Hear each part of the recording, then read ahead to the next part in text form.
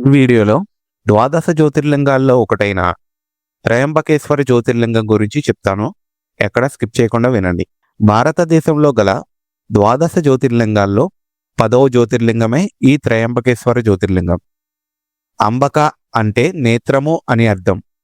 శివుడు 3 నేత్రాల కలవాడు కనుక త్రయంబకేశ్వరుడు అని కూడా పిలుస్తారు.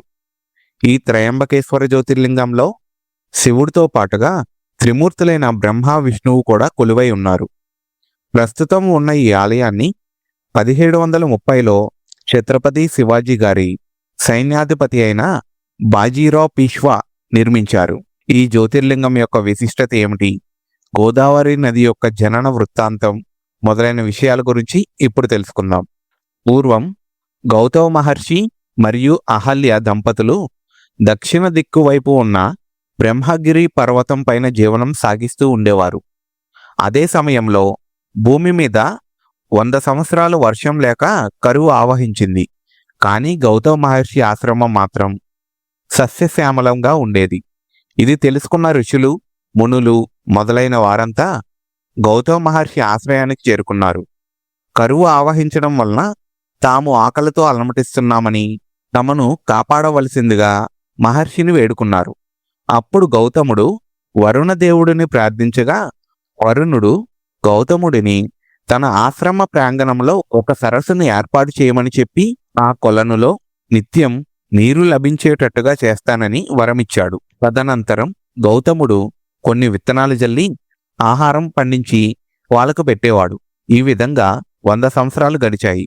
కొంతకాలం తర్వాత అక్కడ ఉన్న ఋషుల భార్యలు సరస్సు వద్ద ఉండగా గౌతమ మహర్షి భార్య సంధ్యావందనం కొరకు నీరు సేకరించడానికి శిష్యులతో అక్కడికి చేరుకుంది. ఇప్పుడు శిష్యులు ఋషుల భార్యలను కొంచెం తప్పుకోమనగా ఋషుల భార్యలు దుర్భాషలో ఆడసాగారు. అప్పుడు అక్కడ ఉన్న అహల్య ఋషుల భార్యలను సౌమ్యంగా పక్కకు తప్పుకోమని నీళ్లు తీసుకుని అక్కడి నుంచి వెళ్ళిపోయింది. అది గమనించిన ఋషుల పత్నులు అసూయతో దుర్బుద్ధితో తమ భర్తలకు, ఈ పూట మేము సరస్సు వద్ద స్నానం చేసుకుని వస్త్రాలు ధరించబోతుండగా గౌతముడి యొక్క శిష్యులు వచ్చి మమ్మల్ని దుర్బుద్ధితో చూశారు అని అహల్య వారిని సమర్థిస్తూ మాట్లాడిందని, మా దయాదాక్షిణ్యాలతో మీరంతా బతుకుతున్నారని అవమానించిందని చెప్పారు.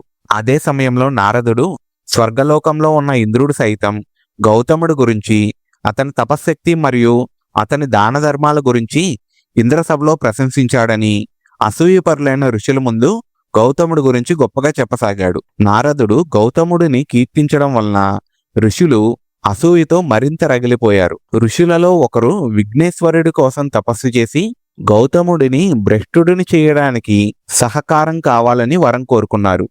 ఇలా చేయడం తగదు అని విఘ్నేశ్వరుడు వారించినా వాళ్ళు వెనకబోయేసరికి ఒక వృద్ధ ఆవు రూపంలో ఉన్న విఘ్నేశ్వరుడు గౌతముడు ఆశ్రమంలో ఉన్న పంటను తింటున్నట్టు నటించసాగాడు. అప్పుడు గౌతముడు ఒక గడ్డి పరకతో ఆ ఆవును అదిలించగా అది అక్కడికక్కడే మరణించింది. అది గమనించిన ఋషులంతా మహాఘోర పాపం జరిగిపోయింది అంటూ గగ్గోలు పెట్టసాగారు. అప్పుడు గౌతముడు తాను కేవలం ఒక గడ్డి పరక మాత్రమే వేశాను అని, కానీ ఆ గోవు ఎందుకు మరణించిందో తెలియటం లేదని, తాను ఇప్పుడు ఏం చేయాలి అని ఋషులను అడిగాడు. అందుకు గోహత్య మహాపాపం అని పలికి, ఈ మహాపాపానికి ప్రాయశ్చిత్తంగా గౌతముడిని భూమి చుట్టూ 3 ప్రదక్షిణలు చేసి శివుడు వద్ద నుంచి గంగను భూమి మీదకు తీసుకుని వచ్చి ఆ గంగాజలంతో ఈ ప్రాంతాన్ని శుద్ధి చేసిన తర్వాత నీ పాపానికి ప్రాయశ్చిత్తం అవుతుందని ఋషులు చెప్పారు. అప్పుడు గౌతముడు శివ జటాజూటంలో ఉండే గంగను భూమి మీదకు రప్పించడానికి ఇప్పుడు ఉన్న నాసిక్ చేరుకుని భార్య సమేతంగా కఠోర తపస్సు చేశాడు. ఆ తపస్సుకు మెచ్చుకొని పరమేశ్వరుడు ప్రత్యక్షమై వరం కోరుకోమనగా తాను చేసిన గోహత్యా పాపానికి ప్రాయశ్చిత్తంగా గంగాదేవిని భూమి మీదకు పంపించమని అడిగాడు. అప్పుడు శివుడు, నీకు ఎటువంటి పాపం లేదని, ఇది నీ దగ్గర ఉన్న అసూయపరులైన ఋషులు చేసిన పన్నాగమని వాళ్లపైన ఆగ్రహించాడు. అప్పుడు గౌతముడు, ఓ మహేశ్వర, వాళ్ళు నాకు చాలా ఉపకారం చేశారు. వాళ్ళ వల్లే నాకు నీ దర్శన భాగ్యం జరిగిందని పలికి వాళ్ళు ఎంతో ఉపకారం చేశారని సంతోషించాడు. ఈ దక్షిణ భారతంలో గంగ లేకపోవడం వలన ప్రజలు అలమటిస్తున్నారు కనుక నీవు ఈ ప్రాంతంలో శాశ్వతంగా గంగ ప్రవహించేటట్టు చెయ్యి అని కోరాడు. అప్పుడు శివుడు గంగాదేవితో ఈ దక్షిణ ప్రాంతంలో గౌతముడి పేరున గౌతమిగాను మరియు గోవు మరణించిన ప్రదేశంలో ప్రవహించడం వలన గోదావరిగాను పేరుగాంచి చివరకు దక్షిణ గంగగాను ప్రసిద్ధి గావించమని పలికాడు.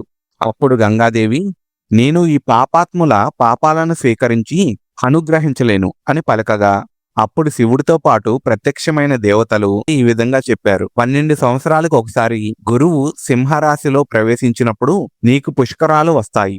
అప్పుడు సకల దేవతలు మరియు నదీ నదముల యొక్క శక్తి నీలో ఉంటుంది కనుక నీలో ఉన్న పాపం తొలగిపోతుందని చెప్పారు. ఇప్పుడు గంగాదేవి సరువులను అనుగ్రహించడానికి నాతో పాటు మీరందరూ నదీ తీరం వెంబడించి వెలయాలని కోరగా దేవతలు తదాస్తు అని పలికారు.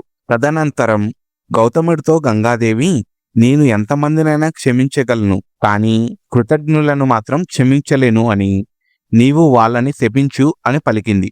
అప్పుడు గౌతముడు ఆగ్రహంతో ఋషులను సకల పాపాలు పొందుతారని అనగా నీచ దానాలు పుచ్చుకొనుదురు, మద్యపానం మొదలగు వ్యసనాల బారిన పడతారు మరియు వాళ్ళ వంశాలలో తరచుగా దౌర్భాగ్యులు పుడతారు అని చెప్పి శపించాడు. తదనంతరం గంగ గౌతముడు వెంట కదలగా గోహత్యా పాపం నుంచి సాంత్వన పొందాడు. ఆ తరువాత ఈశ్వరుడిని తాను తపస్సు చేసిన ప్రదేశంలో జ్యోతిర్లింగంగా వెలిసి కలియుగాంతం వరకు భక్తులను అనుగ్రహించమని కోరుకున్నాడు.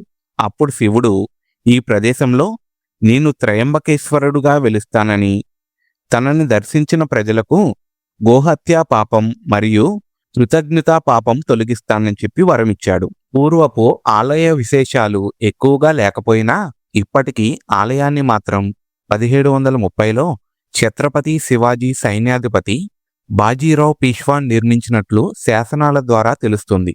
ఎక్కువ భాగం దేవాలయ నిర్మాణానికి నల్ల శానపు రాయిని ఉపయోగించారు. ఈ ఆలయం హేమంత్ పంతి శైలికి చెందిన నిర్మాణం. ఆలయం చుట్టూ నిర్మాణం లోపల వైపుకి చతురస్రాకారంలోనూ బయట వైపుకి నక్షత్రాకారంగానూ ఉంటుంది. గర్భగుడికి బయట వైపు 4 ద్వారాలతో మండపం ఉంటుంది. గర్భగుడిలో కల శివలింగం భూమికి కొంత దిగువలో ఉంటుంది. దాని నుండి నిరంతరం నీరు ఊరుతూనే ఉంటుంది. ఆ నీరు త్రయంబకేశ్వర ఆలయం నుంచి 400 మీటర్ల దూరంలో ఉన్న కుశావర్తన తీర్థం అనే ఒక సరోవరంలో కలుస్తూనే ఉంటుంది. ఇక్కడ కుశ అంటే దర్భ, వర్తం అంటే తీర్థం అనే అర్థం.